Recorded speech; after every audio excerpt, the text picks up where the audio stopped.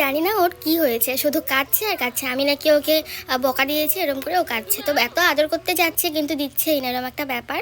তো যাই হোক, ওকে মানিয়ে ঠানিয়ে ঠিকঠাক করে তারপরে আমরা খেতে বসলাম। আমরা আছি, আমি আছি অ্যাকচুয়ালি দিদিভাইয়ের ওখানে।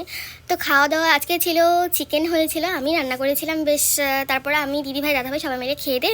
তারপর আজকে অ্যাকচুয়ালি আমাদের বাড়ি আসার কথা, তো দেখি কি হয়, যেতে পারবো কি যেতে পারবো না জানি না, এখনও বলতে পারছি না।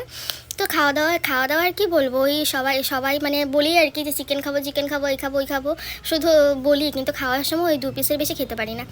তো যাই হোক, খাওয়া দাওয়ার পর আমরা ডিসিশন নিলাম যে আজকে আমরা বাড়ি চলে যাব।